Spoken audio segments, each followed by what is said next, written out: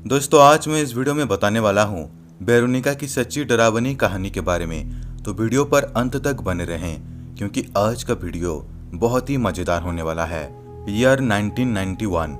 एक परिवार में एक बड़ी बेटी होती है जिसका नाम होता है वेरोनिका और उसकी दो छोटी बहनें और एक छोटा भाई भी होता है। और वेरोनिका की माँ ज्यादा टाइम तक अपने जॉब में रहती है। एक दिन वेरोनिका स्कूल जाती है और उस दिन सूर्य ग्रहण होने वाली थी।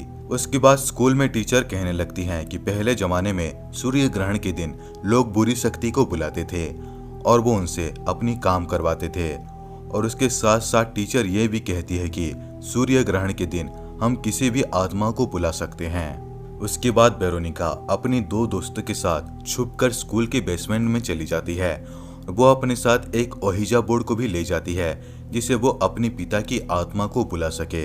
उसके बाद तीनों दोस्त मिलकर ओहिजा बोर्ड वाली गेम को खेलने लगते हैं, लेकिन उसकी दोनों दोस्त इस खेल को बीच में ही छोड़ देते हैं। लेकिन वेरोनिका इस खेल को खेल रही होती है और तभी एक बुरी शक्ति आकर वेरोनिका की शरीर में प्रवेश कर लेती है और तब से वेरोनिका के साथ अजीबोगरीब घटनाएं होने लगती है जिसे वेरोनिका बहुत डरी हुई होती है। और तभी वेरोनिका को स्कूल में एक नन मिलती है जो कि वेरोनिका को कहने लगती है कि तुमको उस खेल को खत्म करना होगा जिसकी शुरुआत तुमने की थी और तब तक वो आत्मा तुम्हारी पीछा नहीं छोड़ेगी जब तक तुम उस खेल में उनको गुड बाय ना कह दो।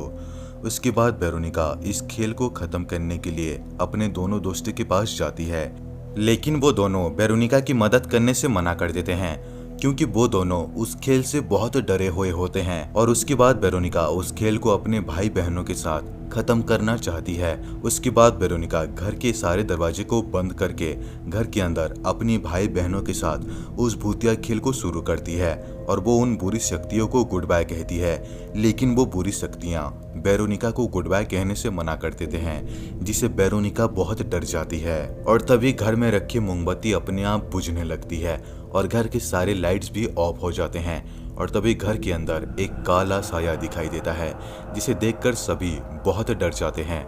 उसके बाद वेरोनिका पुलिस को कॉल करती है और तभी वेरोनिका के साथ अजीबोगरीब घटनाएं होने शुरू हो जाती है, यानी कि वो अजीबोगरीब आवाजें करनी शुरू कर देती है जिसे उसके तीनों भाई बहन बहुत डर जाते हैं। उसके बाद वेरोनिका को ये पता चलता है कि ये सब और कोई नहीं बल्कि उसके शरीर के अंदर मौजूद वो बुरी शक्ति उसे करवा रही है। तभी वेरोनिका अपने आप को मारने की कोशिश करती है लेकिन वो मार नहीं पाती। उसके बाद सारे पुलिस वाले घर के अंदर आ जाते हैं और तभी वो वेरोनिका को देखकर बहुत डर जाते हैं क्योंकि वेरोनिका उस वक्त हवा में उड़ रही थी और ये बात साफ साफ न्यूज़ एंड आर्टिकल में भी लिखा गया है। और तभी वेरोनिका नीचे गिर जाती है। उसके बाद सारे पुलिस वाले मिलकर वेरोनिका को एम्बुलेंस में हॉस्पिटल भेज देते हैं और पुलिस वालों को ये पता ही नहीं चल रहा था कि आखिर वेरोनिका के साथ हुआ क्या था। और तभी पुलिस वालों को ये खबर मिलता है कि वेरोनिका मर चुकी है, यानी कि उन बुरी शक्तियों ने मिलकर वेरोनिका की जान ले ली। और ये कहानी सच्ची घटना पर आधारित है।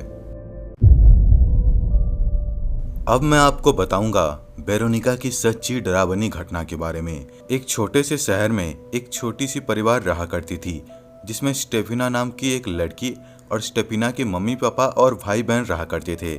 लेकिन जब से स्टेफिना स्कूल जाने लगती है तो उसके साथ अजीबोगरीब चीजें होने लगती है और स्टेफिना घर में भी अजीबोगरीब हरकतें करती थी जिससे स्टेफिना के मम्मी पापा बहुत परेशान होते हैं। उसके बाद स्टेफिना के मम्मी पापा स्टेफिना को कई सारे डॉक्टर्स को दिखाते हैं लेकिन फिर भी स्टेफिना ठीक नहीं होती। उसके बाद जब स्टेफिना के मम्मी पापा स्टेफिना के कमरे को चेक करते हैं तो वहाँ पर उनको बहुत सारी ऐसी चीजें मिलती है जिसे ब्लैक मैजिक किया जाता है, यानी कि स्टेफिना ब्लैक मैजिक सीखने की कोशिश कर रही थी। और स्टेफिना का तो ये भी कहना है कि रात के समय बहुत सारे काले साये उनके पास आते हैं और उसको साथ चलने के लिए कहते हैं। लेकिन कुछ दिनों बाद स्टेफिना की तबीयत और बिगड़ने लगती है और स्टेफिना कोमा में चली जाती है। लेकिन एक दिन अचानक से स्टेफिना की मौत हो जाती है और स्टेफिना की मौत की वजह डॉक्टर्स को भी पता नहीं चल पाता। लेकिन कुछ दिनों बाद ये पता चलता है कि स्टेफिना अपने कुछ दोस्तों के साथ स्कूल में ओहिजा बोर्ड की गेम खेल रही थी और इसके वजह से सब कुछ हुआ है। लेकिन स्टेपिना की मौत के बाद स्टेपिना के घर में अजीबोगरीब चीजें होने लगती है और रात को सोते समय घर में अजीबोगरीब चिल्लाने का आवाज भी सुनाई देता था और घर के सारे मेंबर ने भी घर के अंदर एक काले साए को देखने का दावा किया है और इन सब की वजह से स्टेपिना के परिवार को उस घर को छोड़कर जाना पड़ता है। तो इन दोनों स्टोरी में से आपको कौन सा स्टोरी अच्छा लगा, रियल स्टोरी या फिर मूवी का स्टोरी, नीचे कमेंट करके जरूर बताना। दोस्तों अगर ये वीडियो अच्छा लगा हो तो वीडियो को लाइक करें, शेयर करें और इस चैनल को सब्सक्राइब करना बिल्कुल भी ना भूलें। तो